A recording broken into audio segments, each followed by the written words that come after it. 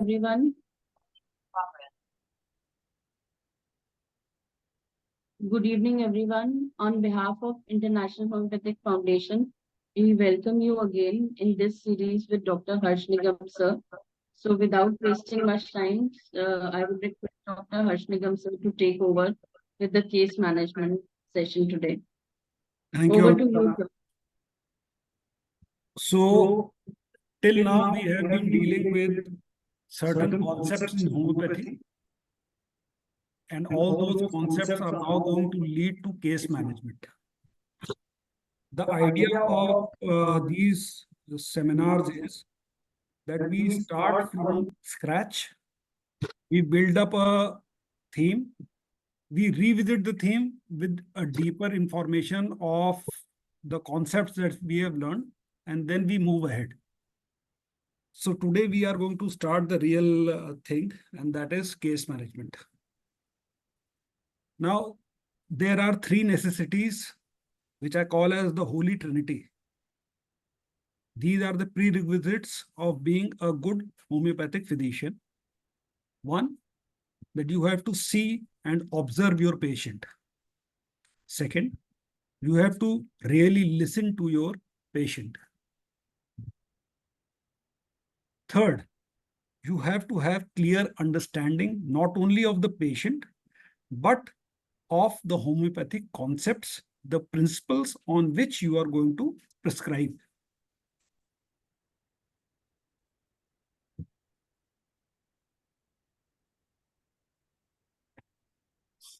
So, while you are taking the case, you would always start with particulars, because this is what patient is going to tell to you. You are to look for important modalities. If there are clear-cut mental and emotional symptoms, you are to note it down. Always note the concomitants. Alternating symptoms are very important. Say, diarrhea alternating with constipation.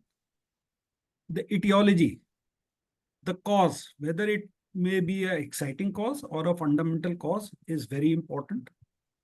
And we must also know medical biography. That means how the case has evolved from the beginning till the time he has presented to you, which means you come to understand the phenomena of disease.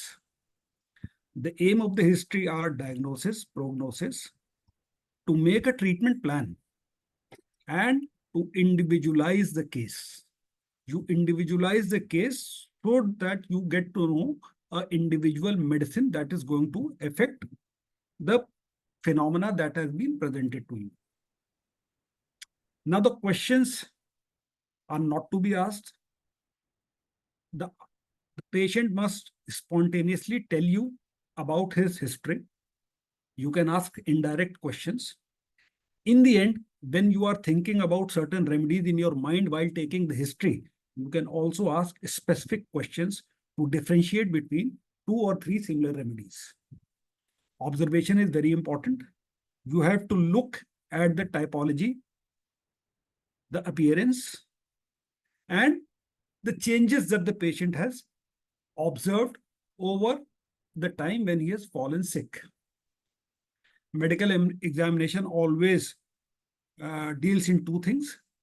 One is clinical examination, the other is pathophysiological examination and the records that the patient comes with. There is a word about mentals that I would like to tell. You must look at the rationality. What is the basic defect in the mind, rational mind of the patient, which is in modern literature known as basic delusion. Look at the changes in the emotions, changes in the memory, perception, and association.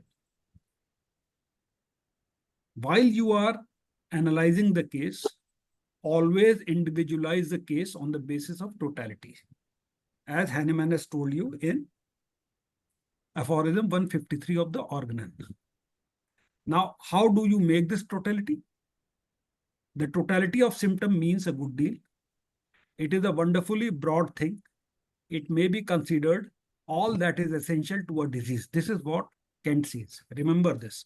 The totality of symptom means a good deal. It is a wonderfully broad thing. It may be considered all that is essential to the disease. All that is essential to the disease is very important. According to Hahnemann, totality is sum and essence of disease, and this is what Hahnemann calls as the portrait of disease. Now, it is the best approach every case with intention of perceiving the largest possible totality. We are going to talk about the largest possible totality which the case is presenting to you in the next section of today's seminar. Now, the physical particular symptoms on their own are generally less reliable and useful than the symptoms of the mind and the physical general symptoms, which in our hierarchy of symptoms are very important. You must clearly perceive what is to be cured in a disease, what is curative in a medicine, and how to adapt based on principles which are clear-cut. Now, what is to be cured in a disease? This means there is a center of gravity in the case. When the case has presented to you, you must realize what is the focus of the disease, from wherein you want the patient to be correct, as which is the part of this case, which is the center of the gravity, which needs to be corrected first, which we call as the upper layer. We must also understand which type of disease it is, not only pathologically, but also miasmatically. We must also understand what is the stage of the disease, whether it is an acute disease or a chronic disease or an intermittent disease. If it is a chronic disease, then what is the stage? Stage 1, stage of malaise. Stage 2, functional disorder. Stage 3, organic disorder, structural changes in the organs. And stage 4, multisystemic end stage disorder. So you must clearly have these principles in your mind. Now, Hahnemann in aphorism 153 directs to find out the singular, striking, uncommon, peculiar symptoms, the SRP signs and symptoms of the case. And in aphorism 153, it does not tell you that it is the mental only that you are to look at. He never states mental or physical should be used. He says, always look out for the striking, singular, uncommon, peculiar symptom, whether they are on the mental plane, on the emotional plane, at the plane of the generals, or at the physical level. And try to make a totality of striking, singular, uncommon, peculiar symptoms, so that you have a clear-cut idea of what you are doing. Now, what are striking, singular, uncommon, or strange? SRP means strange, rare, peculiar symptoms. Now, symptoms qualify as SSUP or SRP symptoms when they are strongly presented to you by the patient. When they are rare, for example, a sensation of a wet stocking in the leg or a sensation of water trickling down the leg, this is a rare symptom. Peculiar or unusual for disease. For example, itch, which is better by warmth. Now, itch is better by cold is a common symptom. But if itch is better by warmth, it becomes a striking, singular, uncommon, peculiar symptom. Etiology can also be an important, striking, singular, uncommon, peculiar symptom. For example, eczema since vaccination. Now, this becomes important because this vaccination is the exciting cause of the disease. Then marked modality of any symptoms, they would be striking, singular, uncommon, peculiar. Selection of the remedy should always be based on repertorization. Kent has told you that howsoever good prescriber you might be, it is a good habit to check yourself via repertorization. After repertory work, it would be very clear to you, if you know your materia medica, which medicine is the strongest fitting individualizing medicine.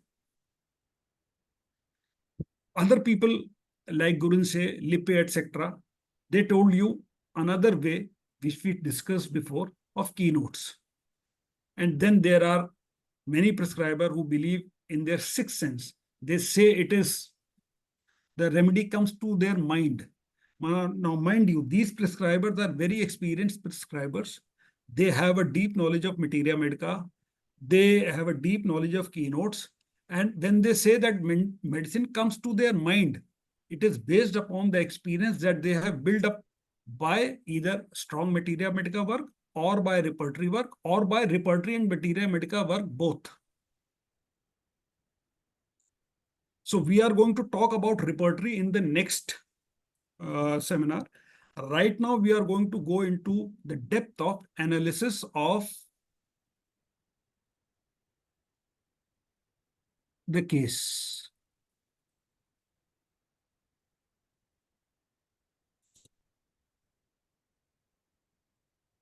So let me go in for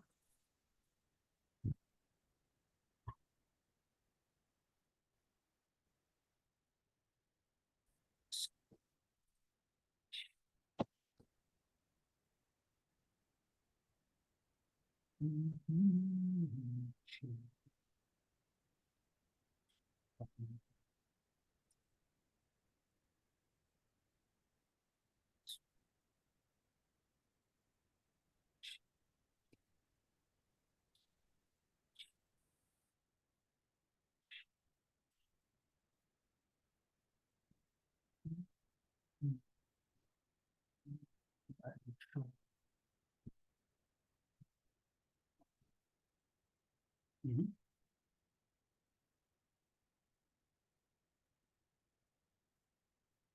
Mhm.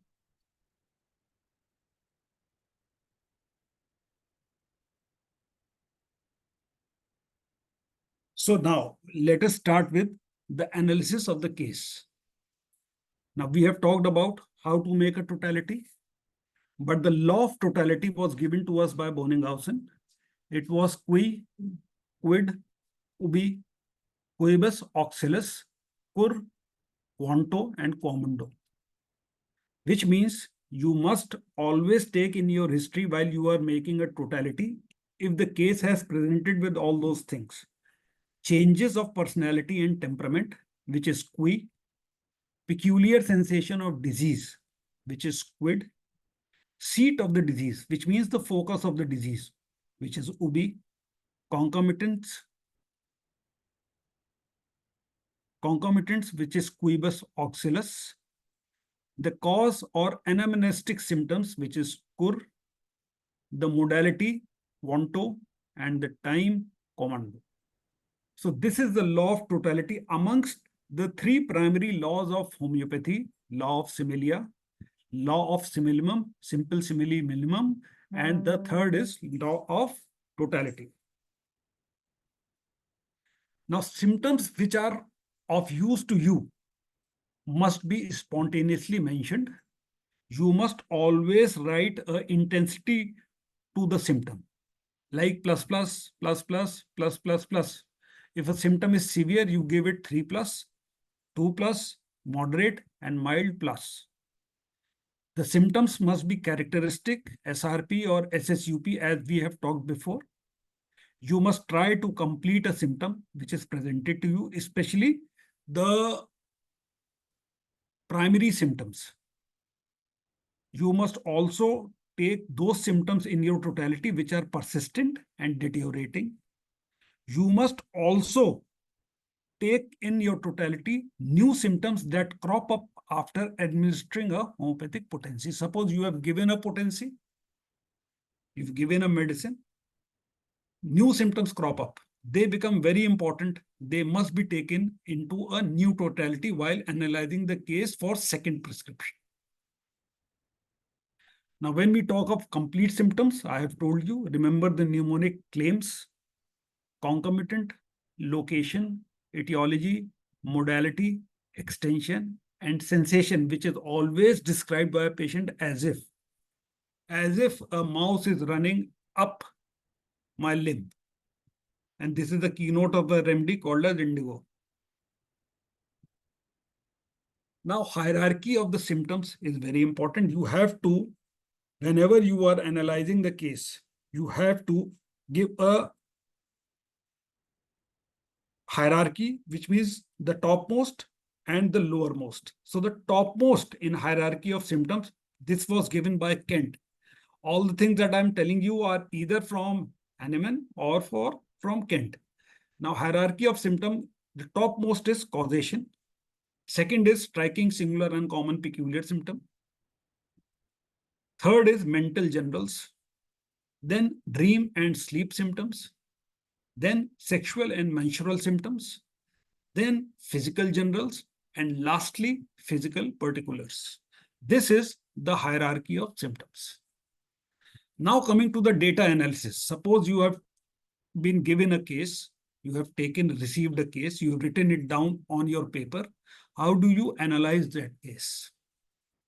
Now, symptom selection remains the most important factor for the determinants of the remedy choice. If you want to determine the right remedy for that case which is presented to you, then you must properly select the symptom. It is not necessary to select all the symptoms that have been presented to you, as we are going to talk later today when we are going to discuss certain cases. First consideration is to assess and evaluate the case information. You must firstly ask yourself whether the condition is acute or chronic. Then only you can select the symptoms properly. Then you must ask yourself, what is the level of disturbance? That is, what is the center of gravity? That is, what is the focus of the disease? Whether the disease is focused, localized on the physical or on the emotional plane or on the mental plane. That must mean that you must know what you are trying to cure. This would immediately give you an idea. What are you trying to address first? What is the first layer? What is the first thing that you want to treat in this disease? In acute disease, it is very important. You have an acute phenomena presented to you, and you can now easily repertorize it, get the right medicine. But in a case of a chronic disease, you must always give priority to the first layer in the treatment of the disease. That is the problem with which patient has come to you. That means causation should be number one in your hierarchy. This is something that I have seen great homeopaths, masters of homeopath, always emphasizing upon knowing the causation of the disease. Now, there are 7 steps before you start your repertory work. First is you take a full case. The second is you select the proper symptoms. You give a valuation, precision, and ranking to those symptoms that you have selected. Third is always select striking, singular, uncommon, or strange, rare, or peculiar symptoms. These symptoms that you have selected must be characteristic and singular, and try to complete the symptom. If you have a symptom of pain especially, try to complete that symptom of pain, which means you must know the concomitants, location, etiology, modality, extension, and sensation of that pain. Only by completing the symptom of the pain, you are going to get to the medicines which otherwise you are not going to see in your repertory work. You must always give a sense of quality and intensity to your repertory work. All those symptoms which are spontaneous and emphatic, which are told by force by the patient, they should be taken in your repertory work. The symptoms which you have weighted, you are receiving the symptoms, you are taking the case. While taking the case, you feel that the patient is very emphatically stating about some symptom which is serious. In such a case, you give 3 plus to the symptom. You'll see in the cases that I'm going to present to you. Need also if you want. And then we can, fifth step is precision. That is date of the symptoms. Everyone. The symptoms persisting for a long time and getting worse are very important. New symptoms that have appeared after you have given a medicine, they are also very important, must be taken in your case analysis. Now coming to the ranking order of symptoms. See, I have told you about the hierarchy of the symptoms. Now we are going to go into the depth of ranking order of symptoms. Okay. So First is causation. yeah. So After causation, you have mental generals.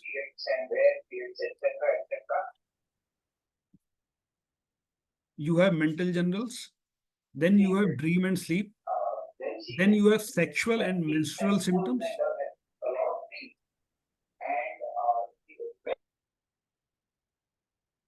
Then you have physical generals.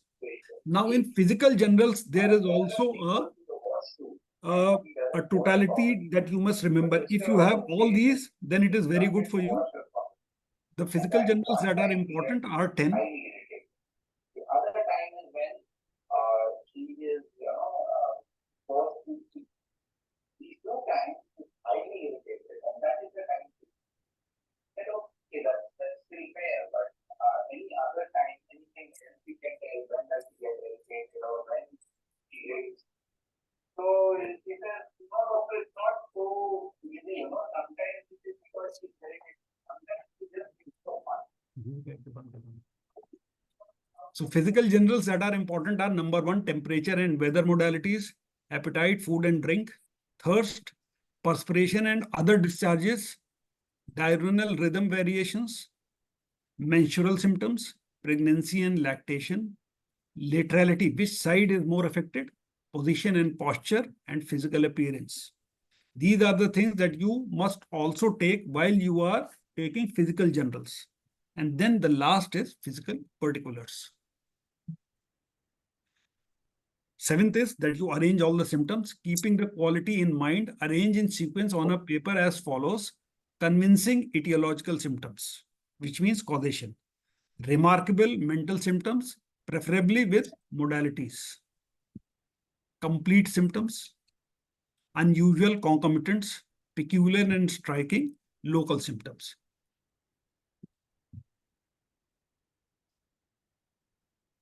So again, we come back, we have case taking, we have conversion, grading, and individualization of symptoms. We repertorize the case. Before repertorization, we do case analysis based on strong, clear-cut principles.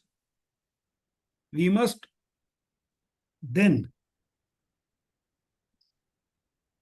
select a remedy after doing some materia medica work. We must know the principles of prescribing and administration of remedy. We must choose a therapeutic strategy. We must know the posology, that is potency, administration, and reputation. We must have a clear-cut treatment plan in our mind. We must do a follow-up assessment. And lastly, the supportive measures, the ancillary advice, the dietetic exercise, etc. So these are 10 things that we would have to do in case management. Homeopathic case management covers case taking, conversion, grading, and individualization of symptoms, case analysis, repertorization, principles of prescribing and administration of remedy, therapeutic strategies, posology, treatment plan, follow-up assessment, and ancillary advice. In coming seminars, we are going to talk about repertorization, then principles of prescribing, strategies, etc., etc. Case taking, we have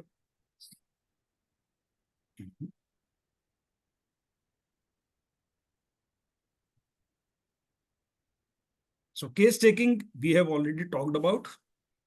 In organon, Aphorism 83 to 104, Hahnemann tells you that aims of case taking are to arrive at a diagnosis, to determine a prognosis, to determine a strategy. With a good case taking, you have to not only individualize the case, you have to determine the prognosis and you have to determine a strategy, what you are going to do with the case.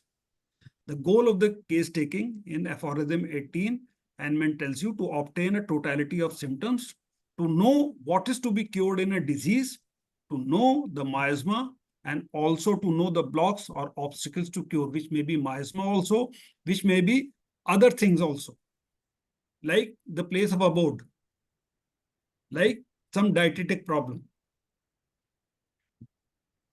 By accurate case taking, we get to know in acute case, the presenting complaints, fundamental reactions, that is a shift from the normal, which is immediately presented to us in the case. In a chronic case, by accurate case taking, we get to know the presenting complaints, the biological evolution of symptoms, constitutional signs, which are typologic, biologic, and temperamental, which means the type of the patient, the physical type, which, as you must remember, is carbonic, fluoric, or phosphoric. The biological, carbonitrogennoid, oxygenoid, hydrogenoid, and the temperament, stable, unstable. Unstable, single, which has sad, anxious, fearful. The stable is divided into two, the sanguine and the phlegmatic. Sanguine is passionate, phlegmatic is dull. Then you must, when you take an accurate case, proper case, you must also, you always tend to know the miasmatic signs. And when we are going to go into the depth of miasma, we would understand what is the active miasma, what is the latent miasma, and what is the exposed miasma. But if you can see miasmatic signs in your case, then you know the art of homeopathy and you can immediately judge what is the fundamental cause of the disease.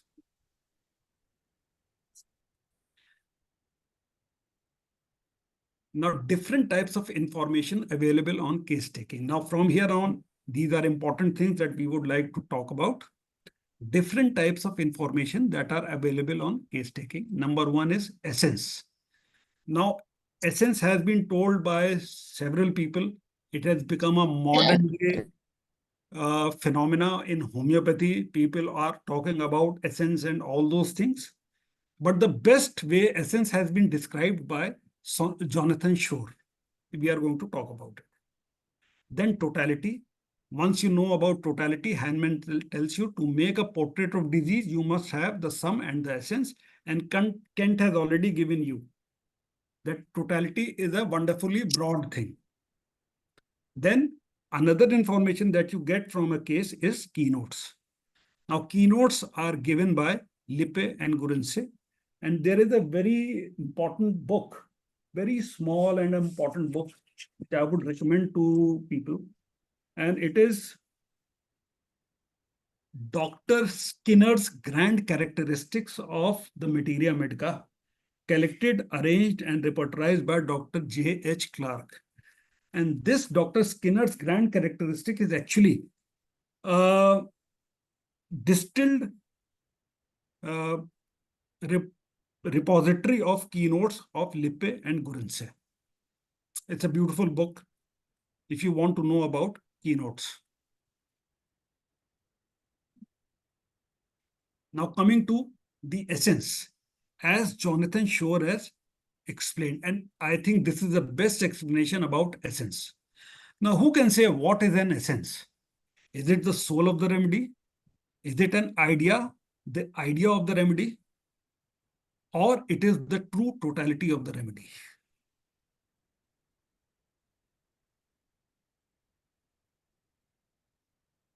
Essence is a concept that is very much misunderstood. Vitholkas made essence a type of a mystique, a type of a cult. There is a strong fight between people who say totality and the people who say essence. Some people say prescription can only be based on essence. Other people say prescription can never be based on essence because it is too mystical. But there is nothing mystical about essence. Essence is simply a deep understanding of the basic nature of a particular remedy.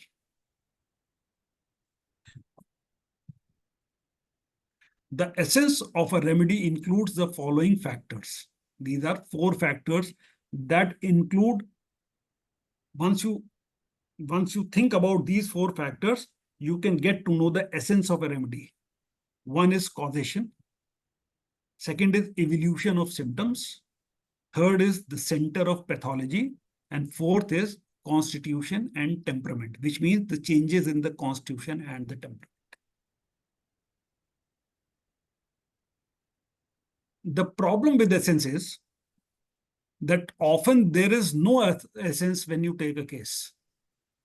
Especially in India, when we are dealing with 20, 30, 40, 50 patients and taking the case, then in many cases, you don't have the time to go in such a depth that an essence appears in the case. I have made a compromise. The first history that is taken in my setup is taken by my junior who has the time to take a proper history. But my level of case taking and their level of case taking is vastly different. Many a times, even after giving 15, 20, 30 minutes, the essence is not available on the case sheet. It becomes my duty now to select the essence if it is possible. If it is possible. So the problem is that often no essence appears in a case. Another problem with the concept of essence is that it allows people to have a superficial approach to homeopathy. Many a time I see masters telling you, a patient comes to your clinic, he or she opens the door, the patient is particularly looking like this and is very properly dressed, seems to be arsenic. A patient is lean and thin, hipless, seems to be sepia. Now this is the sepia which is coming in. This is the arsenic, this is sulfur which is coming in. Now this may be very flashy and you may be, taken aback by the depth of the knowledge of the master, but this is not right homeopathy. It is a superficial approach of homeopathy. For instance, when somebody walks into the room and says a few words, the following comes to the mind. Oh, he is sulfur. Oh, he is phosphorus. There is, of course, a type of each of these remedies. But just to prescribe on this alone is not homeopathy. The art of homeopathy is to individualize the case. So, and Hahnemann is so right when he tells you to make a portrait of the disease, to individualize the case, you must have the sum and the essence. Then only this would be the highest prescription. The second type of information that you get is totality. That is the totality of symptoms. Now, totality is the mechanical sum of all the information of the case, as we have already talked in the case analysis. It is putting down all the information of the case, every rubric, and then repertorizing with computer repertory work. It has now become very easy to repertorize even the large rubrics. Try to make a totality based on Bonninghausen's law, that is changes of personality and temperament, peculiar sensation of diseases, seat of diseases, concomitants, the cause or the anamnestic symptom, the modalities, and the time. Try to make a totality of this. The third type of information is keynote. Now, there is a keynote for each remedy. For example, a sulfur patient puts his feet out of the cover at night. But you must also remember that Medorrhinum has the same symptom. Pulsatilla also has the same symptoms. So you would have to check and do a proper repertory work to select the proper remedy. Now, this is said to be a keynote to sulfur, but it can be a keynote to pulsatilla and meduranum also. To be able to say that a patient has a keynote, it has to be stated very emphatically and in an unambiguous manner by the patient. आपको keynote ढूंढने की जरूरत नहीं है. Patient अगर emphatically कह रहा है, तभी आप उसको keynote लेंगे. Otherwise, we can't use this information to guide us to the prescription of the remedy. This is something that you must make it very clear in your mind. Now, after taking the case, the physician decides to prescribe on the information obtained. Physician looks for the keynote or the essence from the information obtained. If keynote, for example, sticks the feet out of the covers at night, it won't act as deeply as the remedy chosen on the basis of the essence. This is the question that commonly comes up to your mind, especially to a student's mind, that if you have chosen a remedy on the basis of essence, that is the best remedy. No, this statement is absolutely false. If we choose the right remedy, no matter how we choose the right constitutional remedy, it acts just as deeply as it would choose from the essence or from the keynote or from the totality. The idea is to choose the right remedy, and the best way of choosing the right remedy is the sum and the essence. Now, there are certain other things that you must also look while you are going to prescribe for a remedy. Family history and past illnesses are very important. Why? Because then you learn to know the miasmatic tendency in the case and also the causations, especially never been well seen. There are people who are going to come to you in these times, then they would say that after taking COVID vaccination or even after having COVID, I have been suffering from these problems. Then this never been well since scenario becomes very important. NBWS. So NBWS of past illnesses is of paramount importance. Past history of drug use is very important. Why? If allopathic medicines were used, they change the symptoms and mask the case. Past homeopathic remedies that we have given should be known to the physician, as these can be inimical or complementary. We are going to talk about inimical, complementary, and other relationships later on. You must try to emphasize your mind to get to a focus, that is what is to be treated in a disease. Focus of the case is to be recognized. For example, in a case of headache, after a full homeopathic history, it is important to assess whether the headache is psychosomatic, whether it is vasomotor, whether it is neuralgic, or whether it is post-traumatic. So once you get to know the focus of the disease, then you can select a proper repertory rubric. And sometimes you eliminate on the basis of the focus of the disease and to get the right remedy.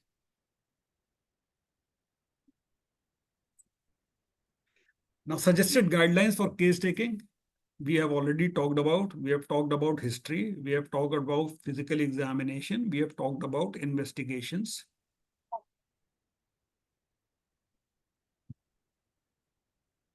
Presenting complaints, onset and etiology. What are the changes since the person has been sick and the modalities? Systemic inquiry pertaining to the different systems of the body. Drug history, prescribed, illicit, vaccination history, past history, chronological biography of illness, including major life events, family history, to know the familial predisposition. You also get to know the latent miasma through this. Social history, work, relationship, interaction with peers.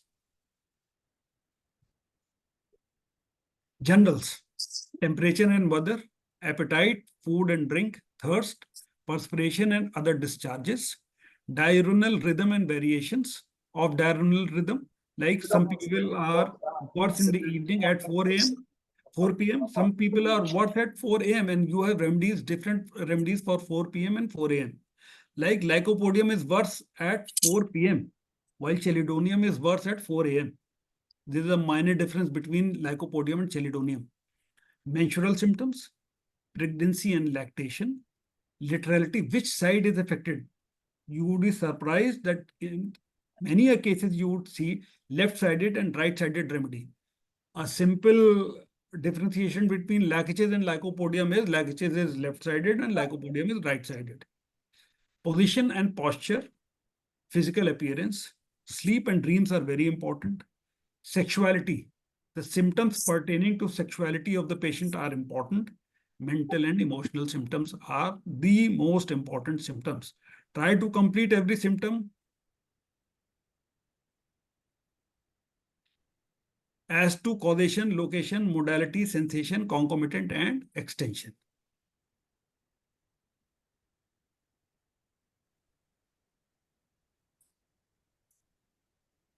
Now, conversion, grading, and individualization of symptoms. Now, symptom selection. Type of symptoms. This was best explained by Izayaga.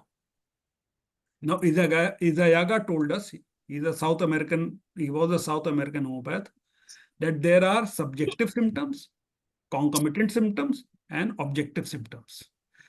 Subjective symptoms, presenting complaints, important. These are important for the patient. Pathognomic, the symptoms which pertain to the diagnosis of the disease. Then there are the most important homeopathic symptoms, which we call as individual symptoms. The characteristic, striking, singular, uncommon, rare, and peculiar symptom. Concomitant symptoms, we know, accessory phenomena pertaining to the basic phenomena. Objective symptoms are the symptoms that you assess, appearance and conduct, physical signs. Totality of the symptoms, Hahnemann is the best man who's told us about totality of the symptoms. Use complete symptoms. Totality should be sum of all the striking, singular, uncommon, peculiar symptoms to build a picture of the disease, and to build a portrait of the disease, that is complete totality, sum and the essence of the disease. Then ranking order or hierarchy of the symptoms. This was given by Kent. According to Kent, etiology, causation, or the trigger of a disease phenomena is topmost. Then characteristic, striking, singular, uncommon, peculiar symptoms. Then mental symptoms, that is mental generals. Then sleep and dream, sexuality. Then physical generals, which means time, weather, food, physical generals, etc. Then local particular symptoms, then local common symptoms. Common symptoms are not important. Local particulars you must take in your repertoire. Then precision of symptoms. This was given by Kohler. Now, Kohler is a German homeopath whose book now is out of print. But if you can get hold of a book written by Gerhard Kohler, Quell'acqua è bella fresca. I'll Ho show fatto un you bagno. that book È later on. vero, Anna. Ogni tanto di andare là. If you, Il furgone prima mi faccio un po' freddo, così almeno posso Sì, respirare. proprio è così. Ci vediamo la prossima settimana, forse tu sei già via, vado a prendere il furgone Perfetto, uno di là, faccio tutto bagnato. tranquillo. Grazie mille, signor P. Grazie.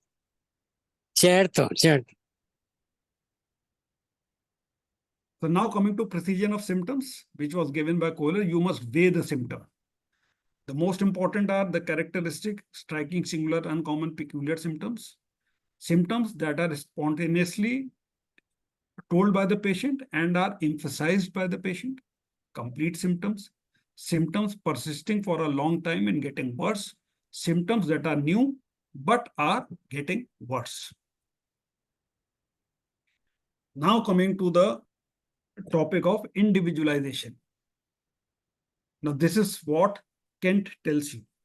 A homeopathic physician must individualize. To individualize, he must discriminate. Without generals, that is mental and physical general, no one can individualize. One strong general can rule out one remedy or rule another one in. If the generals match and the particulars don't, then give the remedy that matches the generals, which is very important to remember. You must select the remedy where the mental general and physical generals match. If the particulars don't match, don't worry. The medicine would be right, provided that medicines also covers the affinity, systemic affinity, which means the focus of the disease. Now, the question here is, when homeopathic expert analyzes a case, some people, especially when I was young and I was sitting with my father, I was perplexed.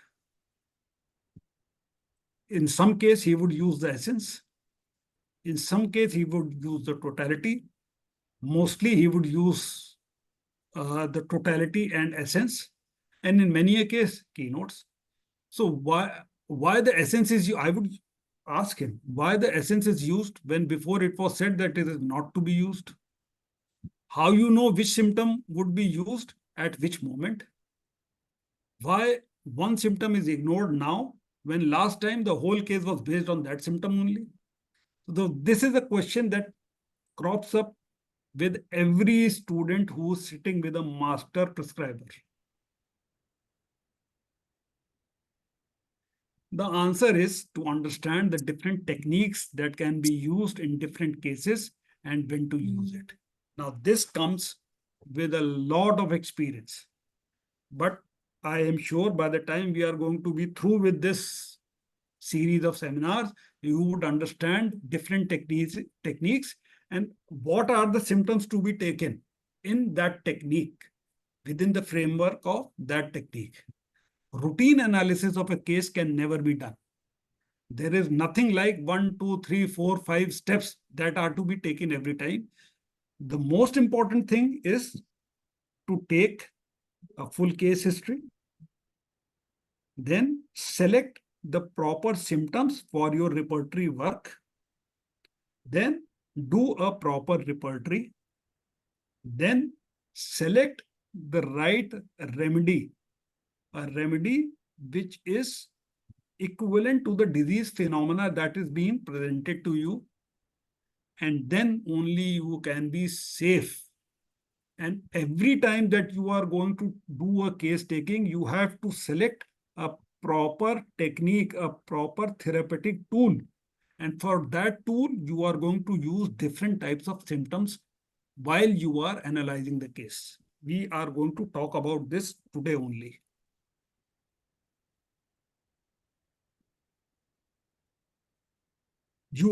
I have been stressing about repertorizations.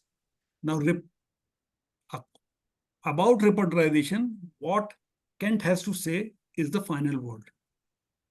Essentials of successful repertorization, this is what Kent has told you. It is not as mechanical as it seems from definition. The more a physician restrains his tendency to carelessness in prescribing, the wiser he becomes in artistic effects and materia medica work.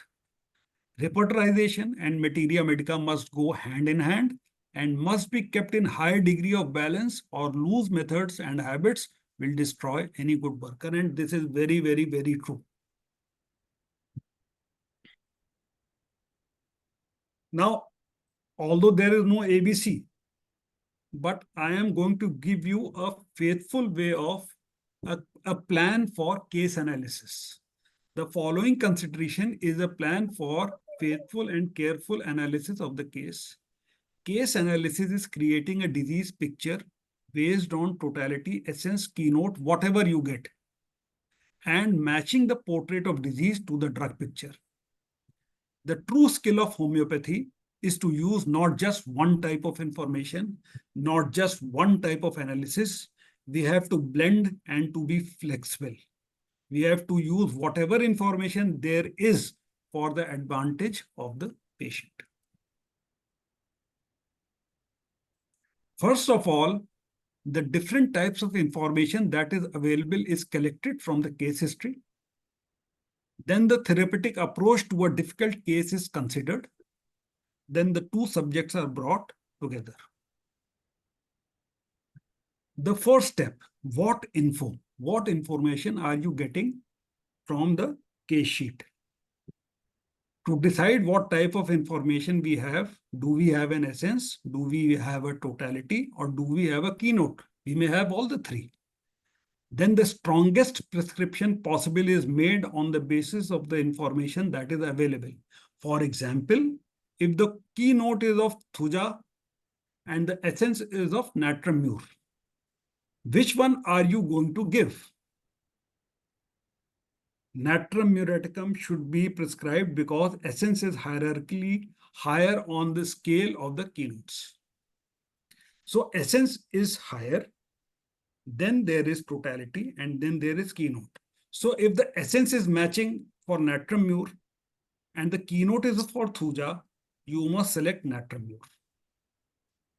We must always try to make the highest prescription. Highest prescription is the one that covers essence, totality, and keynotes, while the lowest prescription is the one that is based on keynotes only. Mind my words. Highest prescription is the one that covers essence, Ci totality, vediamo. and keynotes, while the lowest prescription Grazie. is the one based on keynotes only. The second step, once you have decided upon a remedy, the second step is how to confirm the remedy. During analysis, the next step is to confirm the remedy, especially if a polycrest is to be given. It is to be confirmed first. And this confirmation can be made through many things. I would suggest only two things. Look for the organ system, the systemic affinity of the medicine, and look for the physical germs.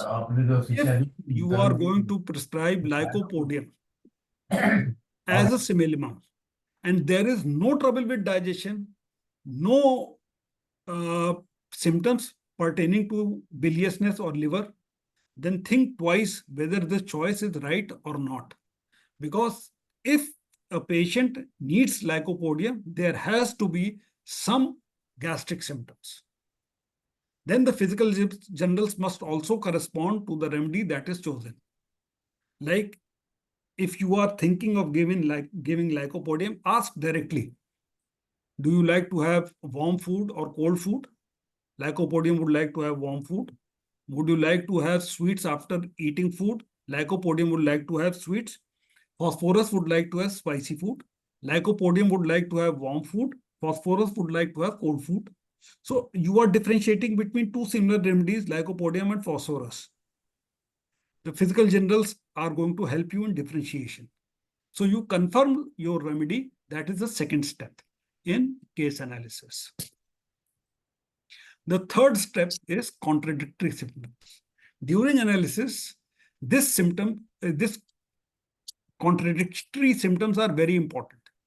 In other words, if arsenic album is thought of, but the patient is very, very warm, 3+, warm, he is hot, 3+ symptom, then you must think in your mind whether you are giving the right remedy or not, whether you are choosing the right remedy or not, because arsenic album is chilly. And in such a case where the totality is of arsenic album and the patient is very hot, plus, then you might think of giving arsenic iodatum, which is the right remedy for that case. So this is how you also get to know about satellite remedies. Polycrest are the main remedies. Now, if you are studying about arsenic album, then you must also know about arsenic iode, arsenic sulflavum, arsenic sulfurudrum, also about China ars, antimonium ars. So these are satellite remedies to arsenic album. And contradictory symptoms are going to help you to choose the right remedy.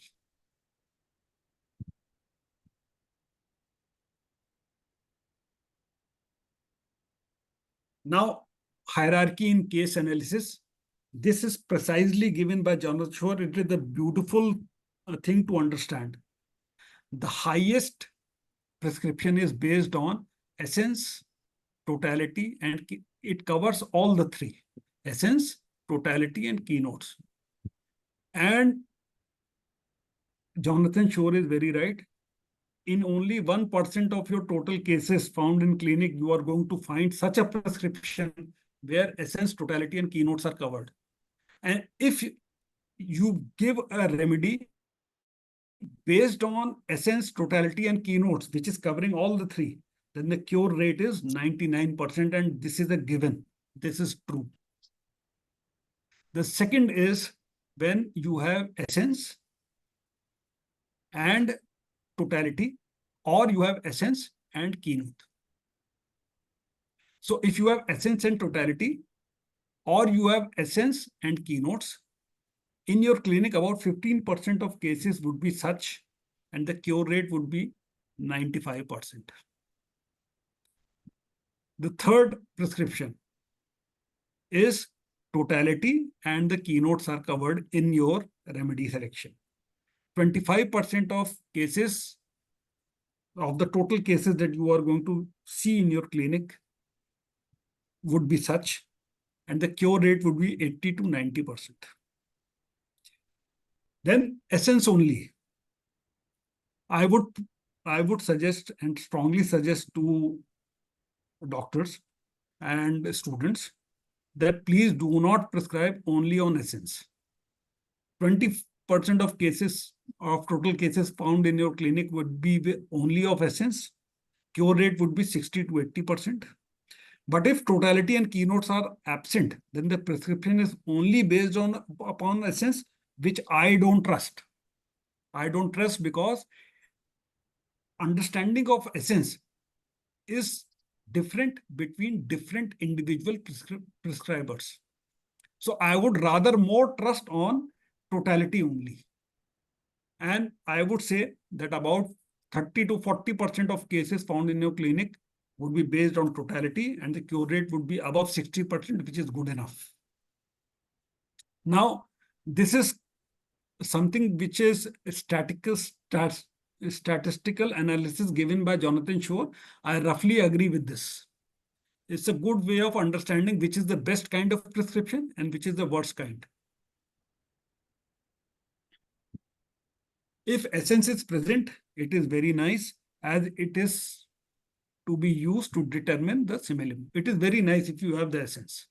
If the essence is not present, there is another way of finding the remedy instead of making up an essence where no essence exists. And now this has become a very common fallacy with students.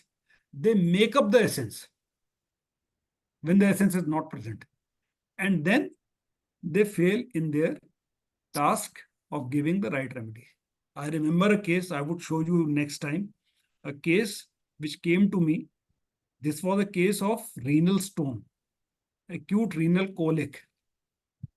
Some student in the medical college has prescribed carcinosin for it. And the patient had severe aggravation, came to me. And what I did would be something that you would love to know when I would be presenting that case to you the next time. Now, essence is used in 30. If you see the statistic of Jonathan Shore, then essence is used in 35% of cases and totality is used in 65% of cases. That is, in most of the cases in your clinic, the essence is not used at all, and you can do very well without essence. You can have a cure rate of more than 75%, I would say. This is what my experience tells me. Now, just to revise, there are 5 principles of homeopathic prescribing. Let likes be cured with likes, similia similibus curantur. Totality-based simillimum, which is Bonninghausen's disposition, sensation, location, concomitant, cause, modality, and time. Then the law of prescribing, law of posology given by Hahnemann in his lesser writings. It is the single remedy minimum dose, simple simile minimum. Single simillimum in minimum dose is required. The 4th law is Herring's law, the direction of the cure. Whenever you are going to take a follow-up of a case, Herring's law is going to be remembered and to be used. And the direction of cure, according to Herring, is from innermost to outermost, from above to downwards, from more important to less important organs and in the reverse order of appearance.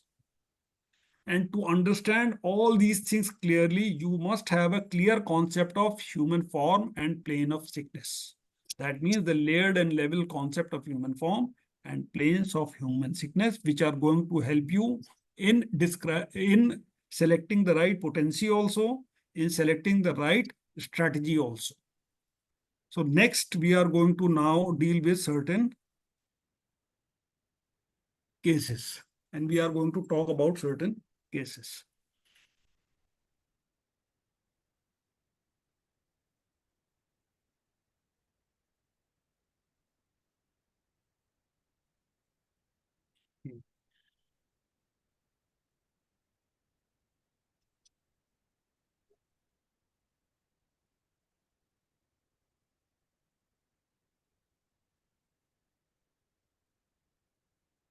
So now this is a case wherein the patient presented with swelling of the lips, which was an edematous swelling of the lip.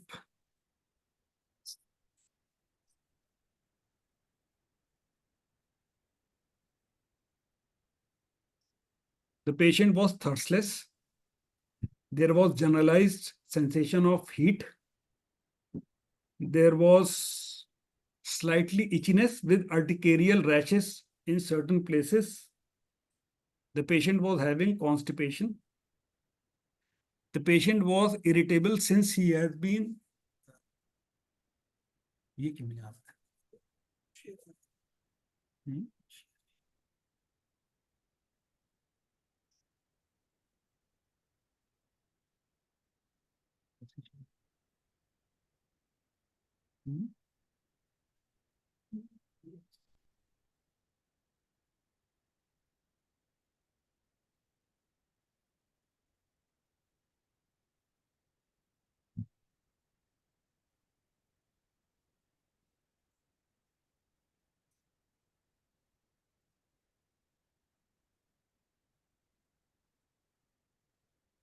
ये क्यों नहीं है?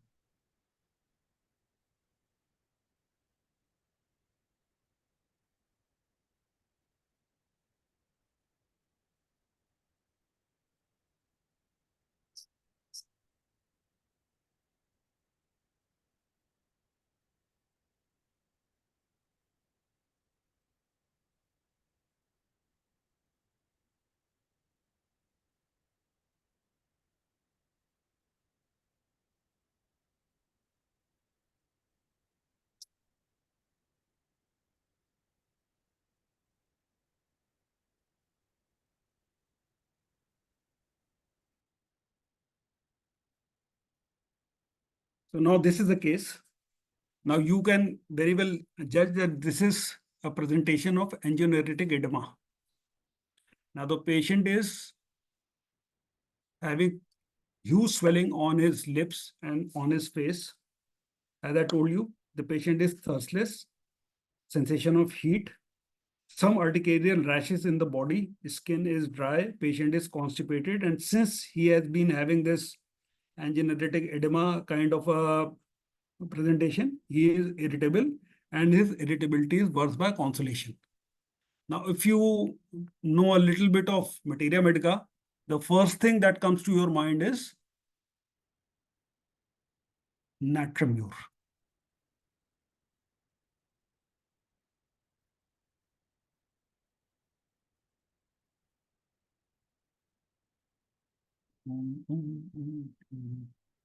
I am going to show you my repertory work of the case.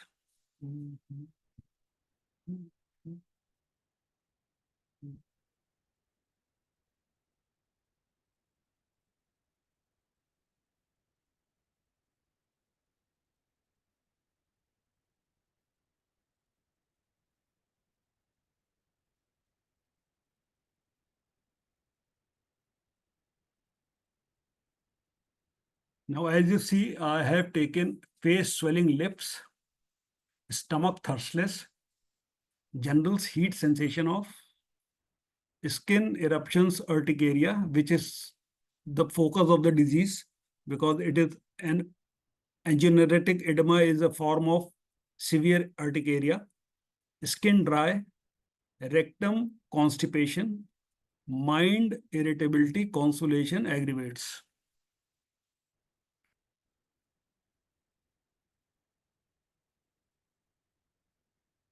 As I told you, if you have certain degree of knowledge of materia medica, you are immediately going to think about natrum mur. And if you see the repertory work, natrum mur is scoring 25, while apis is scoring 23. Now this patient is having edematous swelling on the lips. If you understand Hahnemannian way of prescribing, then you are going to select a acute remedy instead of going in for the constitutional remedy. The therapeutic strategy that I chose was to settle the acute phenomena first. And for that, I chose apis as the first remedy. I gave this person apis in 10 potency. It was to be diluted, 10 drops to be diluted in half a cup of water, and 1 teaspoon of that water is to be taken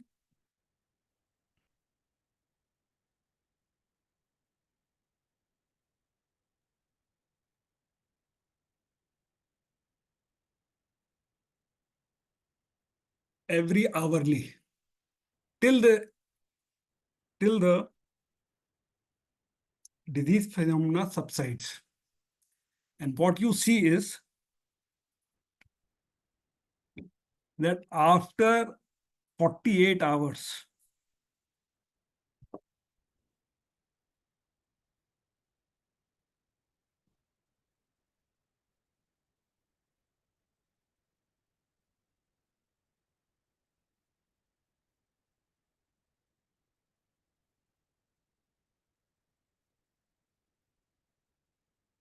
this is the condition of the patient. Within 48 hours, the patient from having a life-threatening angioneuritic edema comes down to normal.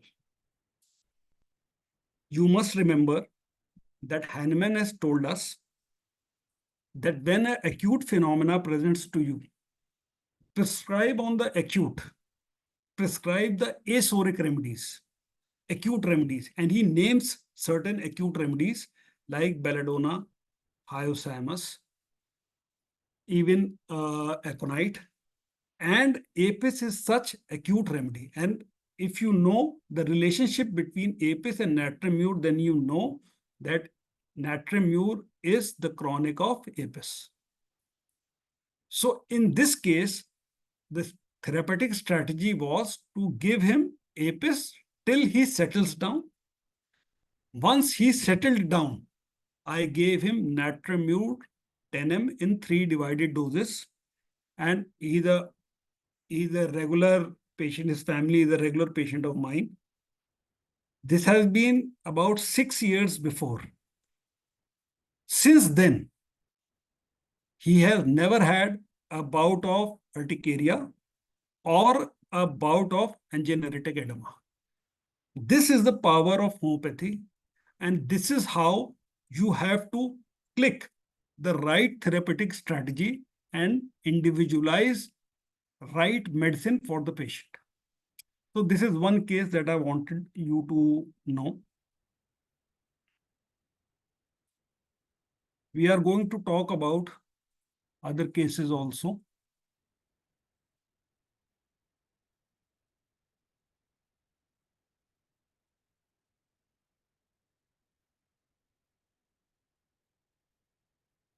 Now I'm going to show you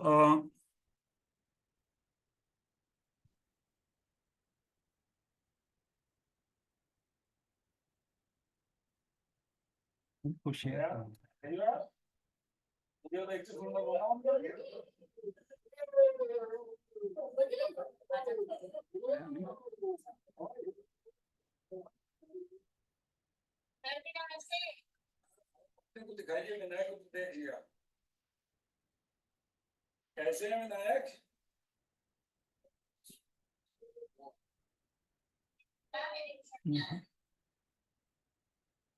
तो एक खुश दिख रहे हैं ma'am, कैसे हैं ये कल से?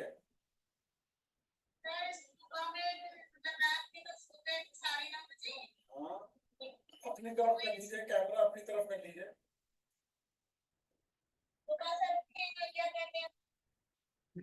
यार तुम बताइए यार, मुझे तो एक सेकंड में बोला हूँ करके।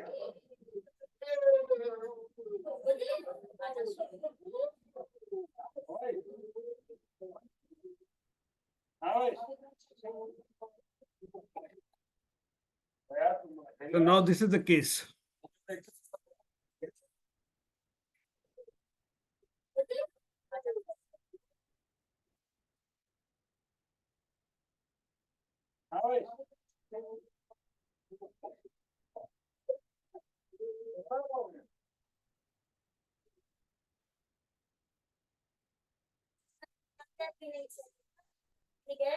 लोटे में डायरिया हो गया है। ऐसा रंग का लैट्रिन हो रही है। अभी तो सर ठीक, कल से थोड़ी ठीक हुई है। ऐसा रंग की हो रही थी। एकदम बिल्कुल क्रीम कलर की। हरी तो नहीं हो रही थी? नहीं, हरी नहीं।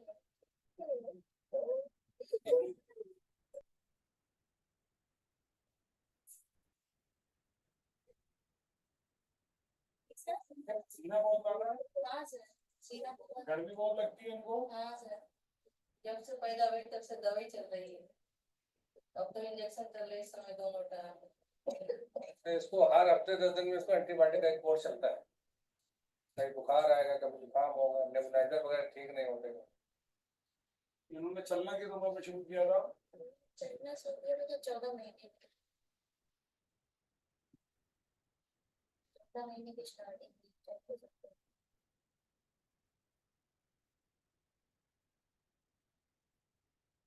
ठीक है, शुद्ध समय इनके मुंह से लाल तो नहीं आती है? नहीं सर। खाने में मीठा ज्यादा खाते हैं, नमकीन? सर नमकीन खाते, मीठा कुछ भी नहीं आते। मीठा खिलाइए तो वोमिटिंग कर देते हैं।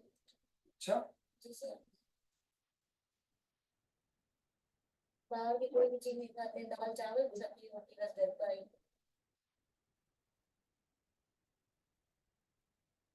हाँ, पहले लेक्चर स्टार्टिंग में पिए हैं 2 साल। क्यों? और सर दूध होता नहीं था तो डॉक्टर ने वही सजेस्ट किया था। So now this patient came to us. This patient was referred. The patient was this child was not sleeping at all, constantly weeping. And if you listen to the history closely, and if you observe, when I touch the patient, when I talk to the patient, he starts weeping. When I touch the patient, he starts weeping. He does not want to be touched. He wants to be carried by his mother. He has an aversion to be looked upon. So he is weeping, lamenting, carried desire to be, aversion to be looked at, sleeplessness, also has diarrhea, is warm, is perspiring from his scalp. If you know your materia medica, the patient is of chamomilla. I gave him chamomilla stat, 10 mg, 5 drops in his mouth. And I would like you to see what happened after 3 minutes.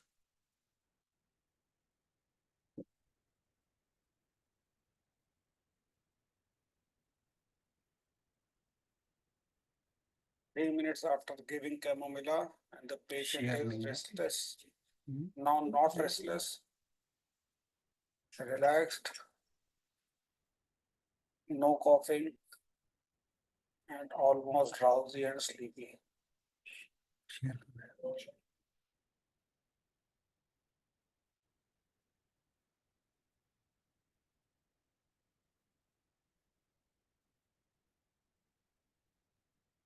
So this is 3 minutes after giving chamomilla.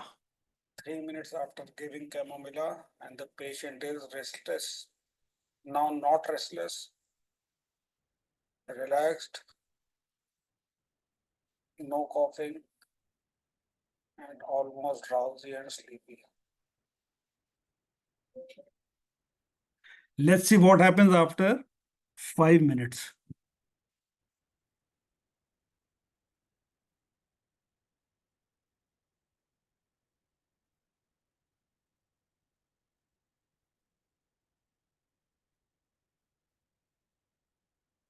Five minutes after chamomilla, the child is not relaxed.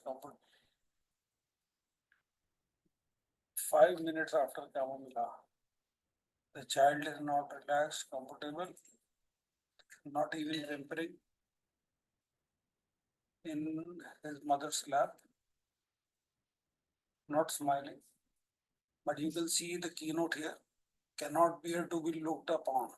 See.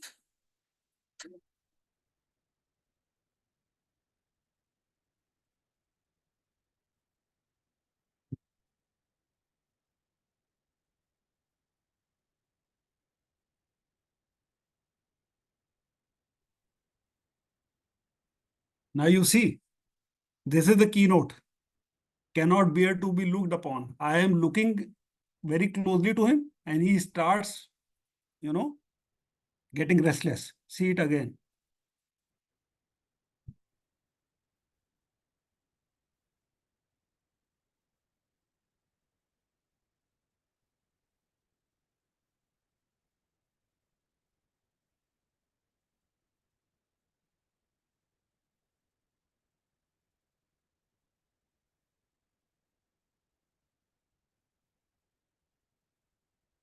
He says, cannot bear to be looked upon, becomes uncomfortable when I'm bringing the camera to his face.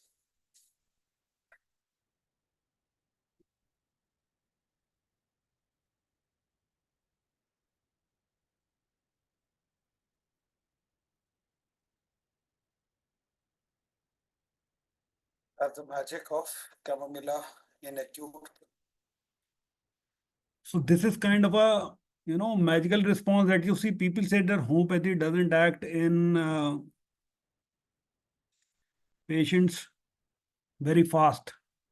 But what I have come to know is that homeopathy works like magic in cases, acute cases, wherein you get the essence, the keynote, or the totality of the symptoms right, and you select the right individual medicine. Now, what happened when the patient got comfortable? We gave him chamomilla to be given if the patient cries again. The next day, there was a call from the patient's mother, and listen to the call that we received. Sir ji नमस्ते। आप अपने को दिखाइए, विनायक को देख लिया। कैसे है विनायक?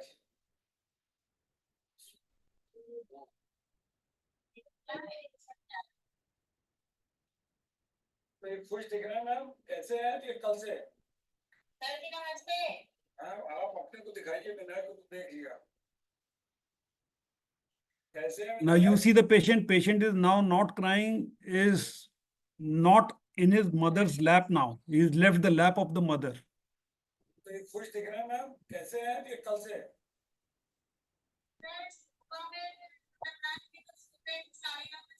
हाँ, अपनी तरफ कर लीजिए, कैमरा अपनी तरफ कर लीजिए।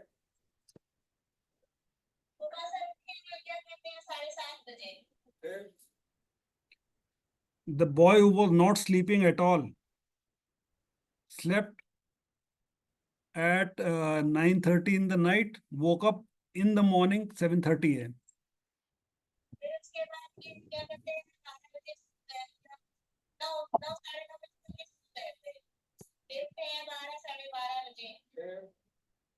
फिर उसके बाद थोड़ी देर रो रहे थे, फिर नहलाया वहलाया है, फिर 3:30 बजे फिर सो गए हैं ये। ठीक है, फिर शाम को उठे हैं 5:30 बजे, थोड़ा रो रहे थे और खांसी बहुत आ रही है। वही दवा देते रहिए, खांसी भी ठीक हो जाएगी। अब तो बच्चा मुस्कुरा भी रहा है, खुश भी दिख रहा है मुझे। दवा में कोई चेंज अभी नहीं करेंगे हम लोग। ठीक सर। चेहरा क्यों लाल नहीं दिख रहा है इसका? ठीक है, अभी तो 24 घंटे भी नहीं हुए दवा लेते हुए। नहीं सर, दवा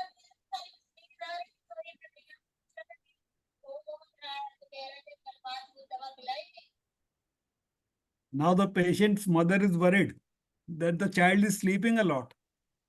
This actually happens with chamomilla. I've seen it several times that if you give chamomilla, the patient immediately gets into a state of rest if the remedy is right, and the patient goes to sleep, wakes up, and the patient is happy.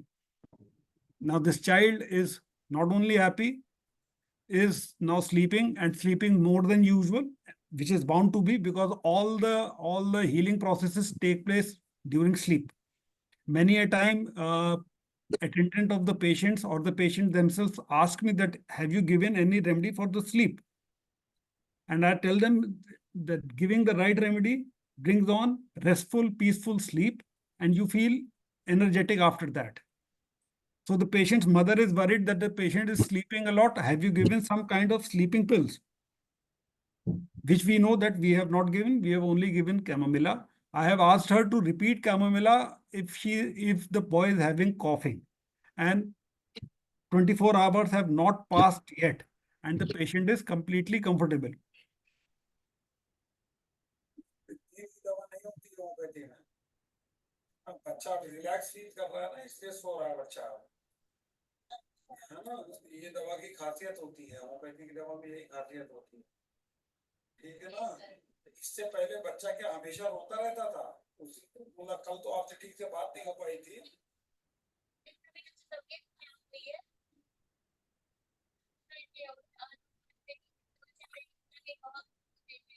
ठीक है, मतलब कहने का मतलब ये कि पिछले कई महीनों से ये रोता ही रहता था बच्चा। हाँ सर, अप्रैल से ये रोते ही रहते हैं। अप्रैल 5 अप्रैल से 5 मई 5 जून, है ना। So from 5th April to 5th May to 5th June, when he came to us, he was constantly weeping, and he was also being treated by a psychiatrist and was given some psychiatric remedy also. And instead of that, in spite of that, he was weeping, and he was recently also had cough, etc. And his face was red when he came to us. So he was a clear-cut picture of chamomilla.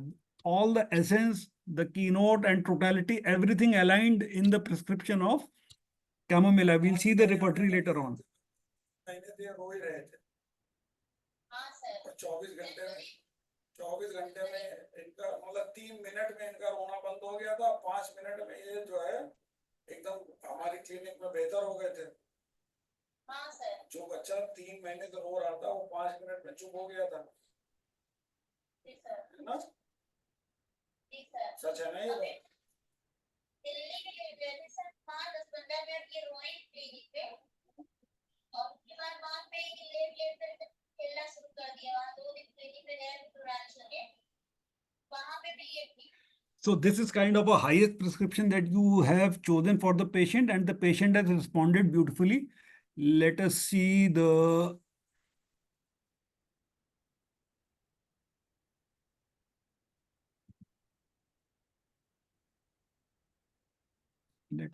repertory of the case. Although the repertory is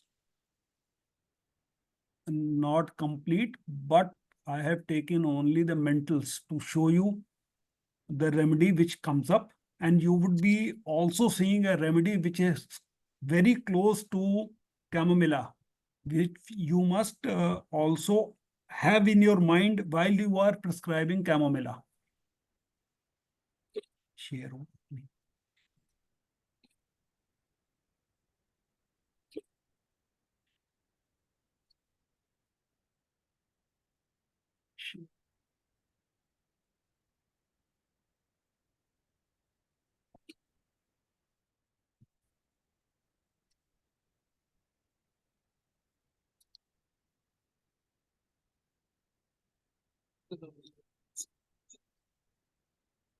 Now this is the repertory work. You have mind weeping children in, mind shrieking children in, mind carried desire to be, mind looked at to be, aversion to, then sleeplessness child in. And you have chamomilla, belladonna, coffea, and cinna. Whenever you are thinking of chamomilla, always think about belladonna and cinna in your, keep it in your mind, cinna. A Sina child would be as irritable as Camomilla, but the presentation would be slightly different because this reflex irritation in the mind mental sphere would be because of some kind of work manifestation, and the presentation would be same as Camomilla, but the child would be pouring his nose or grinding his teeth. Belladonna, you have a clear-cut picture of wild delirium, eyes,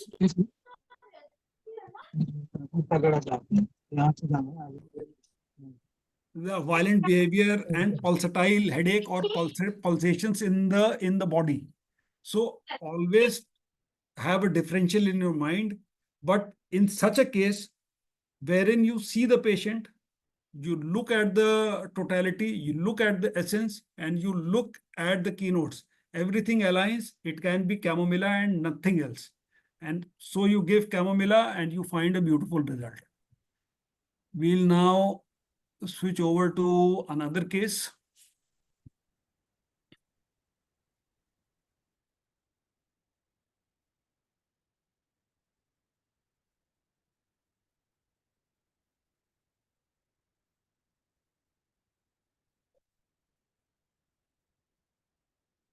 थोड़ा आगे चलो Kindly do not unmute yourself, please. This is disturbing the speaker. थोड़ा आगे चलो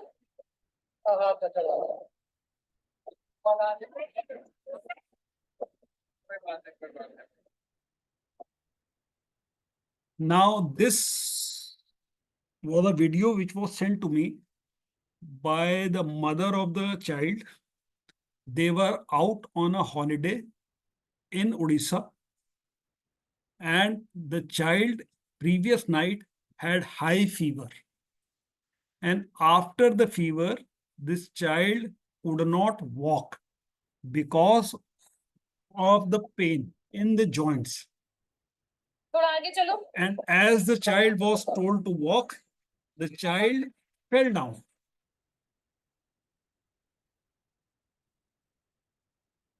Now, in such a case, what should be the repertory work? Let us first look at the repertory work.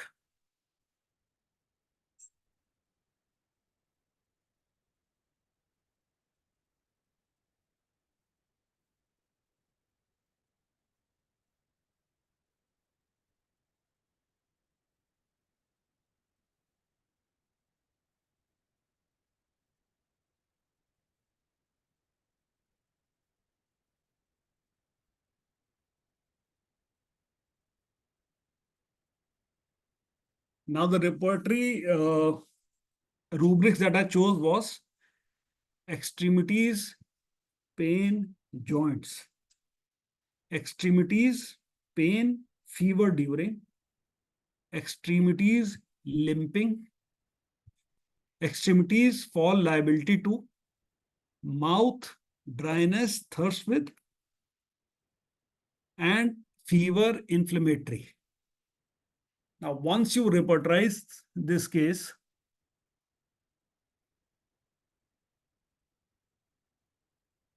you have Bryannia, Nux vomica, Rust tox, Belladonna, and Phosphorus. And if you see the repertory closely, you would see that Nux vomica covers all the symptoms and Phosphorus covers all the symptoms. But I prescribed Bryannia to the patient.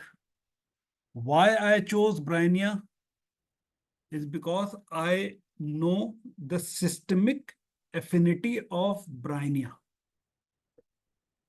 Now, Bryannia affects on the serous membranes of the joints, causing acute inflammation in the joints, and it is the best remedy for inflammatory fevers, along with Belladonna, Rust tox, and also Pulsatilla. The modalities were very clear, that the patient could not walk because of this, Patient could not move also. And Bryannia's keynote is that the patient cannot move because of pain. And then there was another modality, dryness of the mouth with thirst during fever, which is covered by Bryannia, which is also covered by phosphorus, which is also covered by rustox. But rustox is indicated in fevers which are of typhoidal type, which are of longer duration. So whenever you are studying Bryannia or wishing to give Bryannia, think about belladonna, phosphorus, and even pulsatilla, because one very important keynote of Bryannia is also dryness of mouth with thirstlessness. So Bryannia has two opposite keynotes, dryness of mouth with thirst and dryness of mouth with thirstlessness. But in this case, the clinching evidence was that the patient could not move and the patient was having high inflammatory fever. And then let's see what happened after giving Bryannia. Within 24 hours, what happens? Let us see.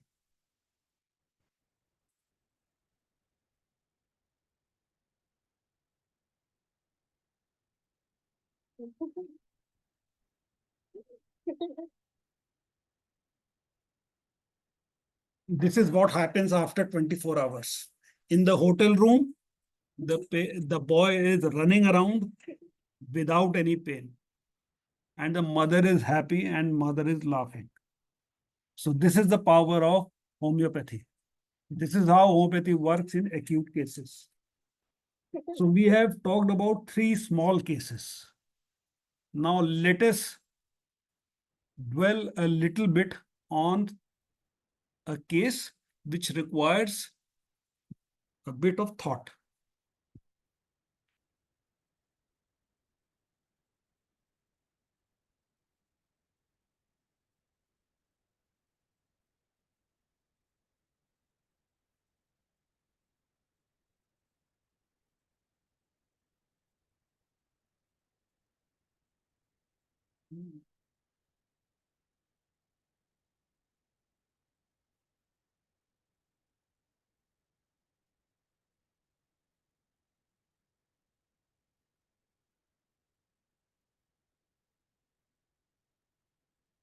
Now, if you see that this case has been taken by my junior,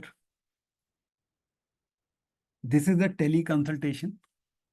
The patient is in Delhi. Now, if you see that there are plethora of symptoms that have been taken.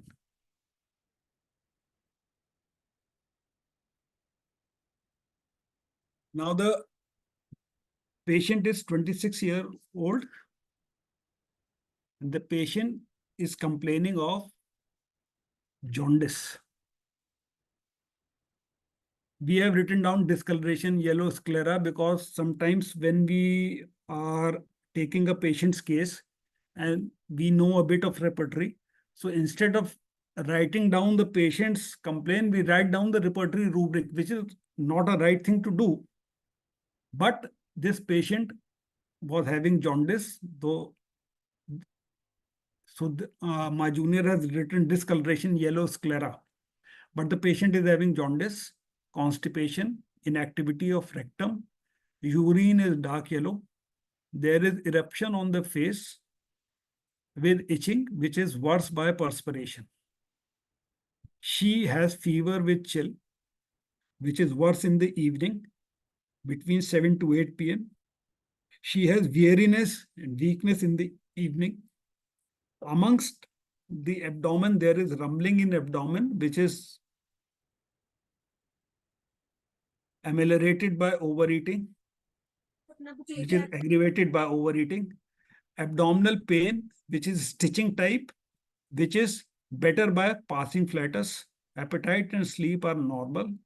Menses are irregular, too late. They occur after 2 to 3 months. Profuse, dark, painful menses, pain in uterus, worse before menses and during menses, and she has white leukorrhea. Now, this is what my junior has taken. The modality of the individual is that she is hot, dry mouth with thirst, thirst for cold water,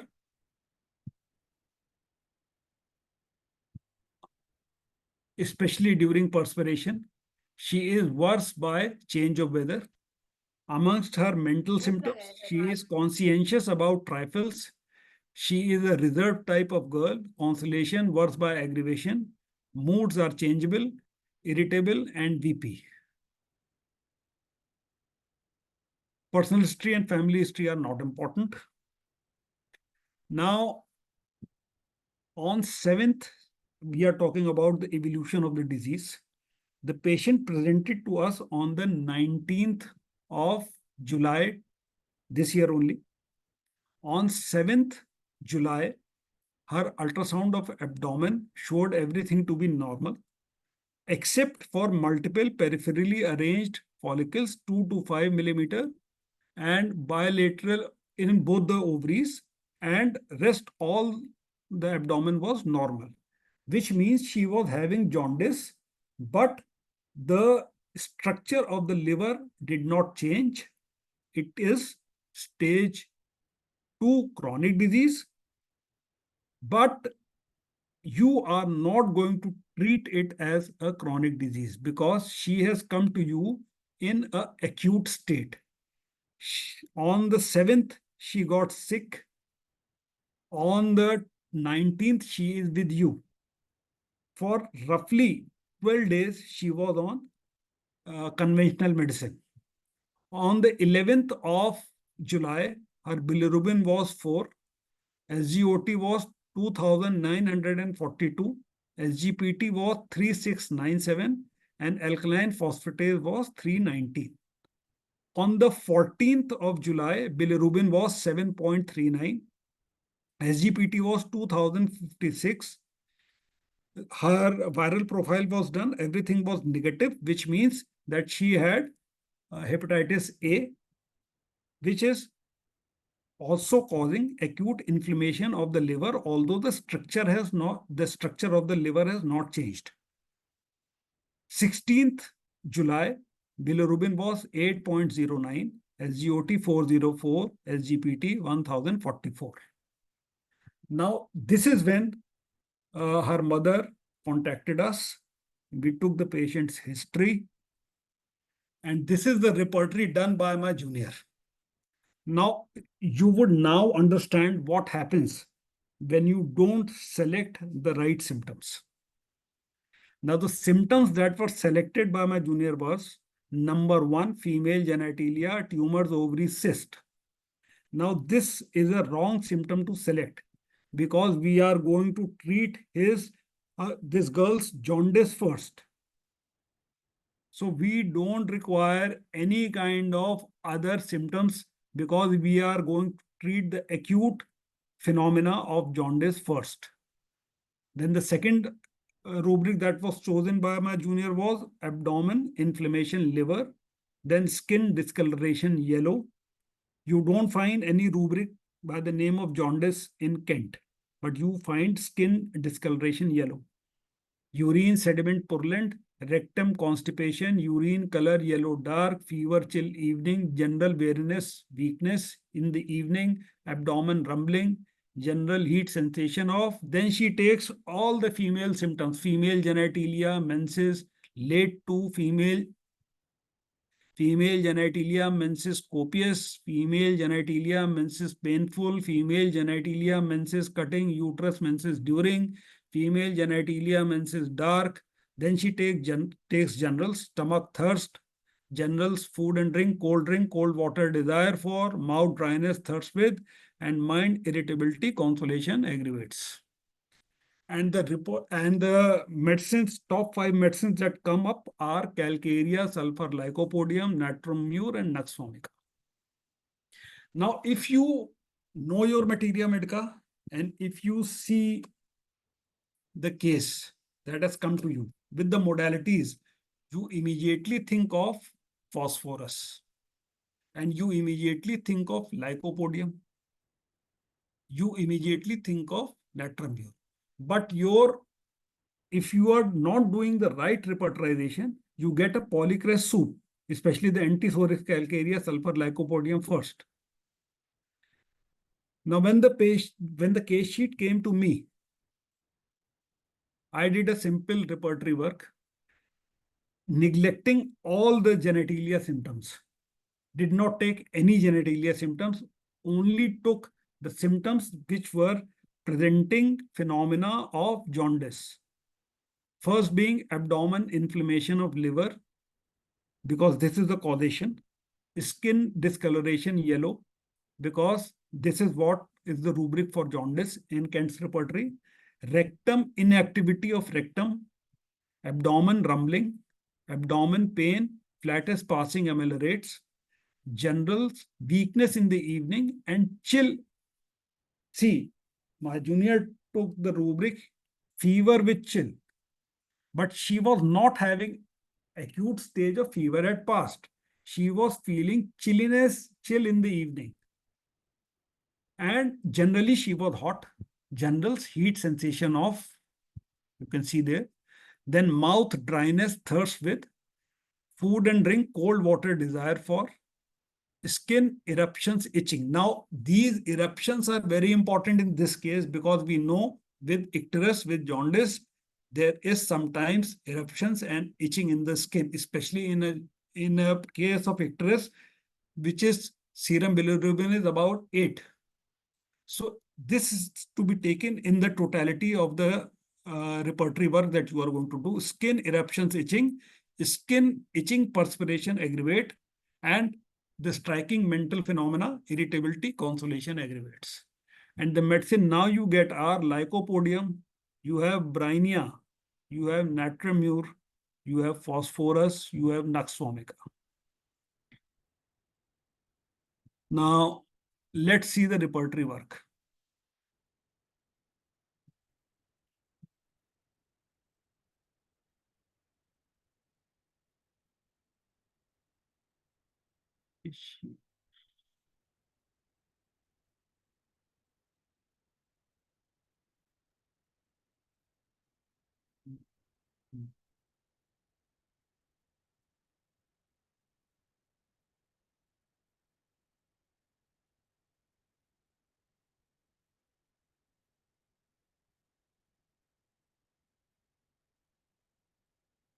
So I took 12 symptoms. The first remedy with some degree is lycopodium, then brainia, then natramure, then phosphorus, then nux vomica. Now for me, the choice was between lycopodium, brainia, natramure, phosphorus, and not nux vomica, did not take into consideration. Now, how do you select that? Which is the right remedy? So I chose a eliminating rubric, and that rubric has to be from the mind for me and from the phenomena of the disease. So you have abdomen inflammation, change qualification, eliminated rubric. Inflammation of the liver as elimination, change qualification and elimination. You have jaundice, and you have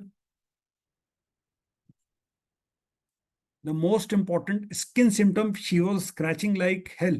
So itching, perspiration aggravates.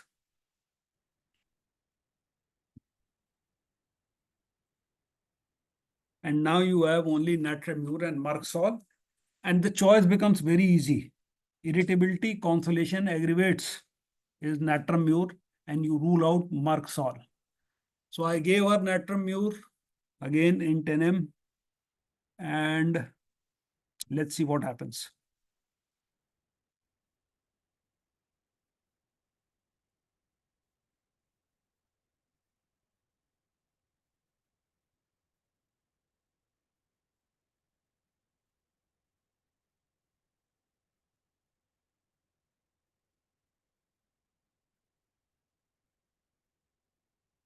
So natramure was prescribed 10 m, and it was repeated. And it was repeated for 3 days. And you see, on the 28th of July, total bilirubin was from 8.09 when she came to us, 0.35. SGOT from 404 to 18. SGPT 1044 to 16. And alkaline phosphatase was done on the 11th. It was 319. Now it is 97. These are the various records of the case. So you have to select, you have to analyze the case properly. You have to select the right remedy. You have to first decide acute or chronic. If she would have come after a month, or say after 15 days or 20 days with certain symptoms, I would have taken it as a case which is stage 2 chronic disease, wherein functions have changed, but the organ structure has not changed. But she came just after the fever was getting over. She was only feeling chilliness in the evening. She was hot in the day. And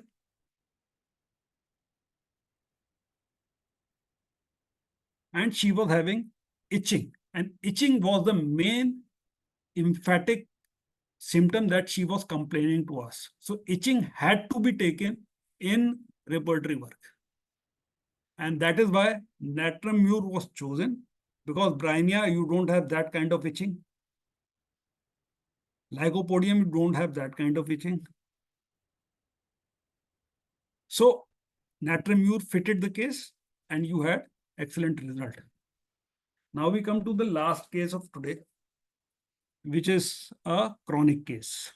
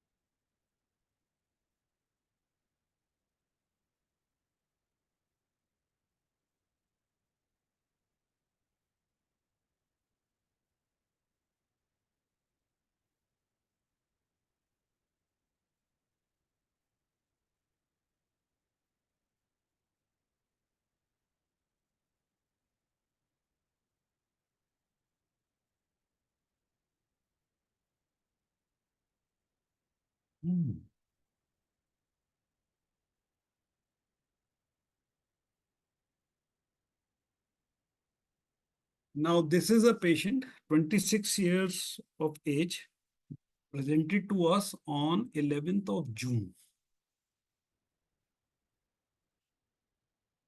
Chief complaints are 2.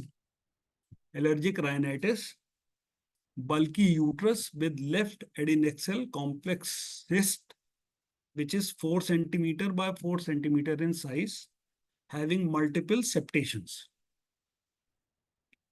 The symptoms are as follows: pain lower abdomen, bilateral ovarian region, menses regular, LMP was 12th May, duration was 8 days, menses were dark, clotted. During menses, she had pain in lumbar region. She had nausea menses before. She has leukorrhea, which is ropey, membranous, clotted, burning, and itching. As per her allergic rhinitis, she has sneezing, which is paroxysmal, nasal discharges, which are watery and acrid. She has headache. The headache is localized on the forehead. With the headache, she has nausea, which is worse in the morning and which is worse on rising. She has nausea in the morning, which is better by drinking water. She has pain in legs with restlessness. She has hiccough, tongue, which is clean, and the taste of mouth is bad. She has constipation with urging, and the urging to stool is after eating. She has flatulence eating after. Amongst the generals, tight clothing aggravates. Now, focus on the generals for a while. Tight clothing aggravates. She has plenty of dreams. Dreams of water, dreams of dead, dreams of falling in water. She loves having indigestible things or lime slate. She loves the smell of earth. She also eats earthen things like lime, slate, chalk, pencil, etc.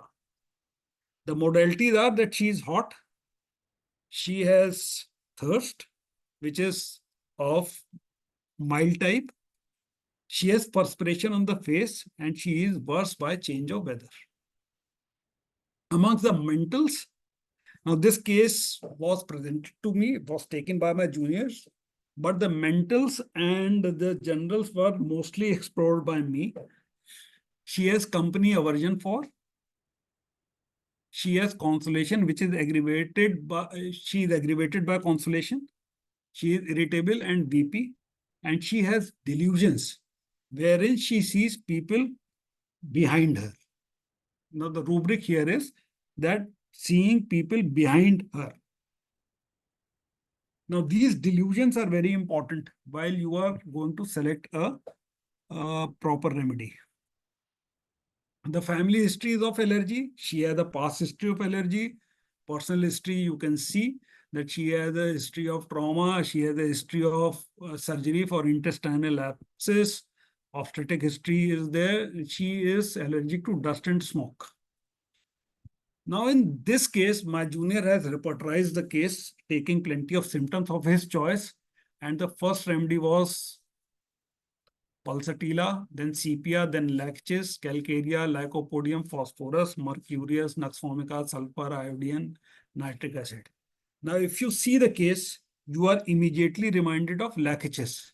In this case, laches is covering, as per my junior's repertorization, the laches is covering 12 symptoms and getting 24 marks, while pulsatilla and sepia both are covering 13 symptoms and getting 27 and 25 marks respectively. Now, this is a typology of the patient. You can see that she has no hip. It's a straight hipless body. She is phosphoric. By the knowledge of typology, you may say that she is a hipless, lean lady of rigid fiber. She might be sepia.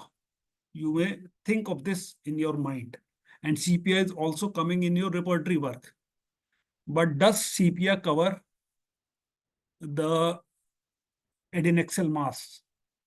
Does sepia cover left adnexal cyst? Let's see. Now, this is again, the angle is here is straight. So it is a phosphoric typology.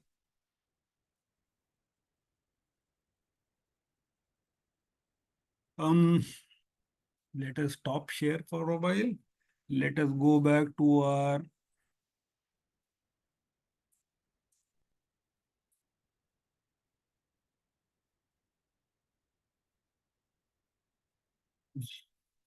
repertory work. Let us share.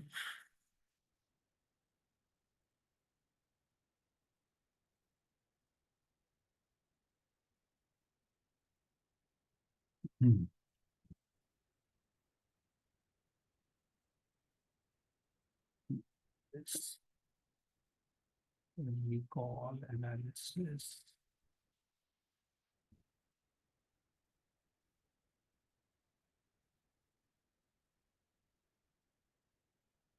So I have repertorized this case in two ways. First, you see the main emphasis here is on the mind and the generals, because there are so many symptoms.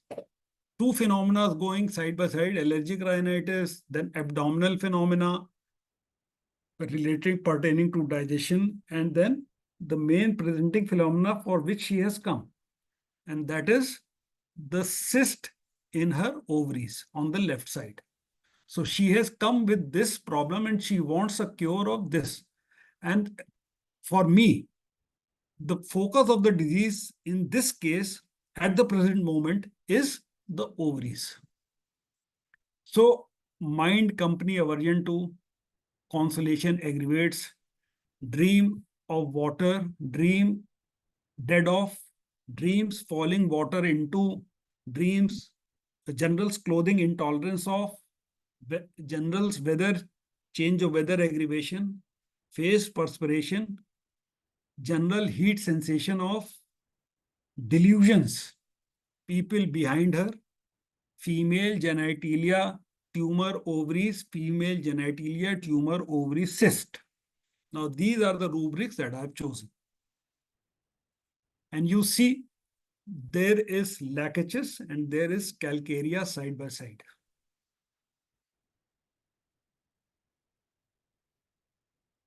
You have lachages scoring 24, you have natramure scoring 24, you have calcarea scoring 24. Now, by my knowledge of Materia Medica, I know, and by the knowledge of repertory, I know that left ovarian cyst is only covered by lachages and nothing else. So lachages is the medicine that I chose. I completely neglected consolation aggravates, dreams, water, dreams dead of. Lachages was not covering that. But lachages was covering company aversion to, and all the generals, all the physical generals were covered, and the causation was covered by lachages only. So if you eliminate by causation,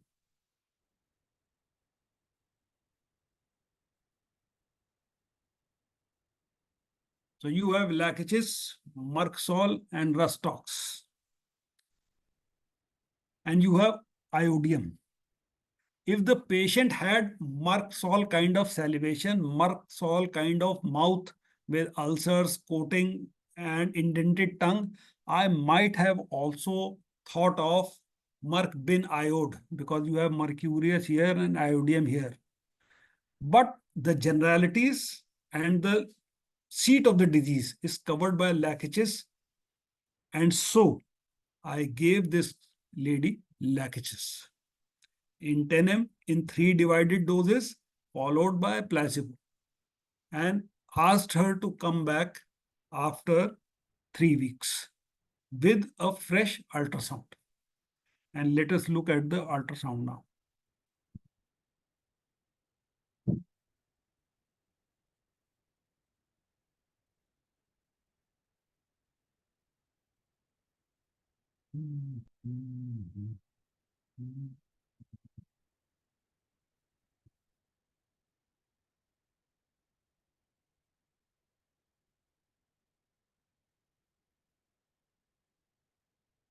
Now, this is the comparison of the ultrasound. 8th June 2024, left adnexal cystic mass 4 centimeter by 4 centimeter. And 23rd June 2024, no adnexal mass, only hepatomegaly. Now, if such a response comes to me, my first thought in my mind is whether this report is all right, whether this report was right or not, whether she was having any kind of cystic mass, or was this misdiagnosed by somebody who has done ultrasound in the periphery. So whether she had cystic mass or not is a question in my mind. But her symptoms were all complaining of the pain in the ovaries, and the pain was more localized on the left side. The pain was worse by bending forward. It was a colocynth kind of a pain. So the pain and the menstrual symptoms were a guide towards a cystic mass. I don't know. I mean, people who don't believe in homeopathy would say that the first report was wrong and the second report is right.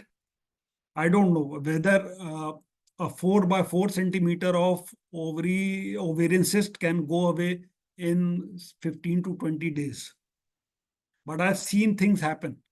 So I believe that Lakich's did its work, and now she is not having any cystic mass, only hepatomegaly is present. And if you see in the repertory, we did another repertory which was having 20 symptoms. And these 20, I'll show you that repertory also.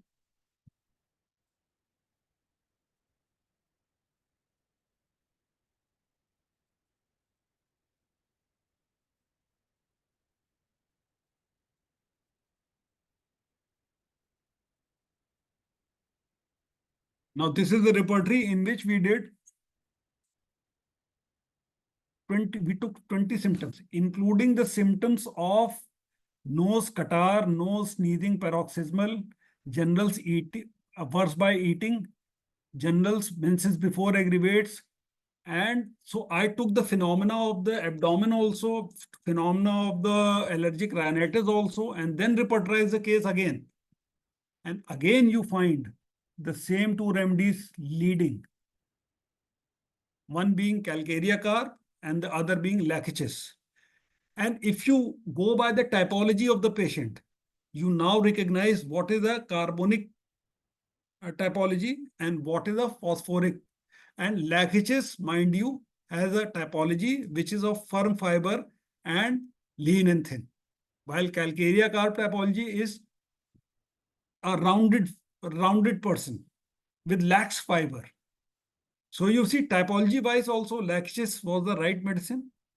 Repertory wise, it was covering all the generals. It was not covering major mentals. But the medicine which were covering mentals were not covering the seat of the disease. So that is why, and in hierarchy of the symptoms, causation, seat of the disease is the most important for me, as for Kent also.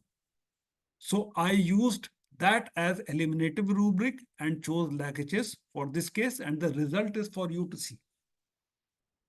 So this is how you analyze the case.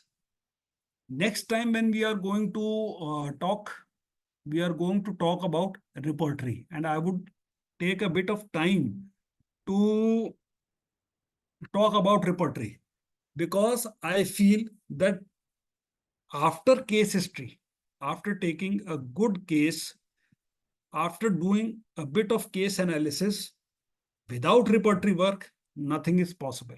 And I would like to convey to all the young homeopaths, all the students, that you must learn the art of repertory. And I would be starting that kind of a fire for you in the next seminar that we are going to hold. So this is all for today. I would love to answer questions, if any. Thank you so much, sir. Anybody has any query?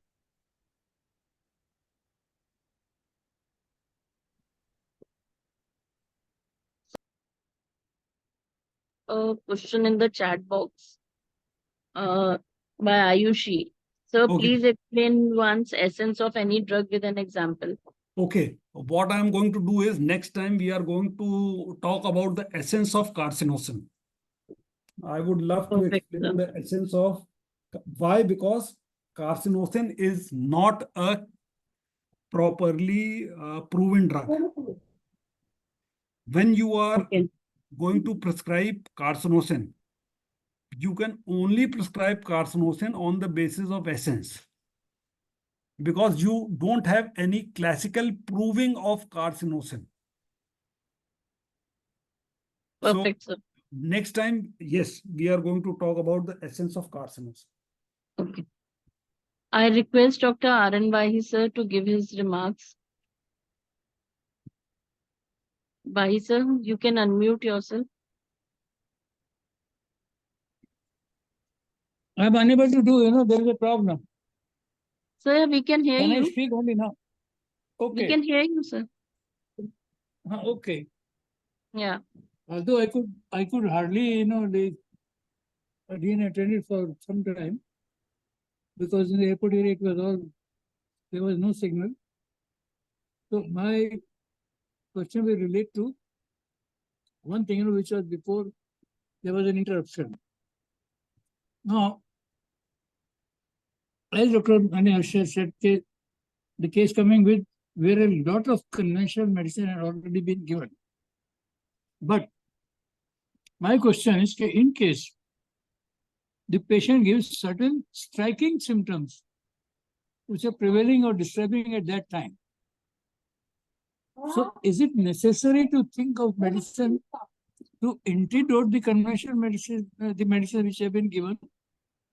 Sir, Or in case there is a cardinal medicine which is indicated at that time, which might have given to antidote the side effects of the conventional medicine? Sir, if we have a very striking, singular, uncommon, peculiar symptom, and it is emphatically told by the patient, then I think that symptom and the medicine which is covering that symptom must be used, because that medicine in itself is going to cause an antidote to the medicines that the patient is already, the conventional medicine that the patient is already taking, because we don't know that symptom might be because of the conventional medicine itself. So the choice would be simple: prescribe on the basis of striking, singular, uncommon, peculiar symptom. Right. Well, I'm sorry because I couldn't go through the entire proceedings. Yes. I won't be able to ask any other question regarding that.